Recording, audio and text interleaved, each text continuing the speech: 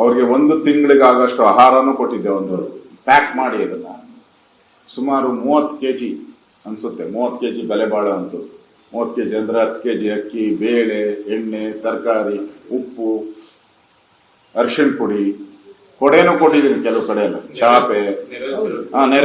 ನೆರೆ ಬಂದ ಸಂದರ್ಭದಲ್ಲಿ ಯಾರ್ಯಾರು ನೆರೆಗೆ ಮನೆ ಇದು ಬೆಡ್ಶೀಟು ಇವೆಲ್ಲ ಕಳ್ಕೊಂಡಿದ್ದಾರೆ ಅವರೆಲ್ಲರಿಗೂ ನಾನೊಂದು ಮತ್ತೆ ಅವ್ರು ವಾಪಸ್ ಮನೆಗೆ ಹೋಗಿ ಅಡುಗೆ ಮಾಡೋಕ್ಕಾಗಲ್ಲ, ಅವ್ರ ಕೈಲಿ ಅಡುಗೆ ಮಾಡೋಕ್ಕೆ ರೇಷನ್ ಇರಲ್ಲ. ಸೊ ನಾನು ರೇಷನ್ ಅನ್ನ ಕೊಟ್ಟು ಮಾಡಿದ್ದೆ. ಈ ಸರ್ಕಾರ ಆ ಥರದ್ದು ಒಂದು ಅರ್ಧ kg ಅಕ್ಕಿ ಕೊಟ್ಟಿದ್ದಾರೆ, ಅರ್ಧ kg ಅಕ್ಕಿ ಕೊಟ್ಟಿದ್ದಾರೆ. ನಾವು ಪ್ಯಾಕ್ ಮಾಡಿ ಕೊಟ್ಟಿದ್ರಿ ಎಲ್ಲರಿಗೂ, ಸಾವಿರಾರು ಜನಕ್ಕೆ ಕೊಟ್ಟಿದ್ದೀವಿ ನಾವು.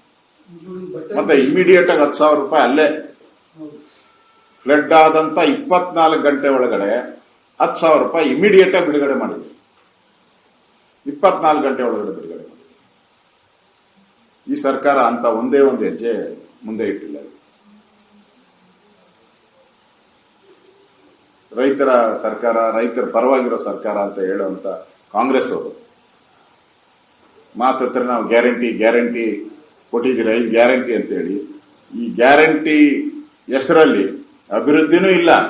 ಈಗ ಫ್ಲಡ್ ಆಗಿರೋ ರೈತರು ಏನು ಮನೆ ಮಠ ಕಳ್ಕೊಂಡಿದ್ದಾರೆ, ಬೆಳೆ ಕಳ್ಕೊಂಡಿದ್ದಾರೆ, ಅವ್ರಿಗೂ ಇಲ್ಲ. ಅವ್ರಿಗೂ ಸಿದ್ದರಾಮಯ್ಯ ಹೇಳೋದು 5 ಗ್ಯಾರಂಟಿ ಕೊಟ್ಟಿದ್ದೀನಿ ತಗೊಂಡೋಗಿ ಅಂತ ಅಷ್ಟೇ.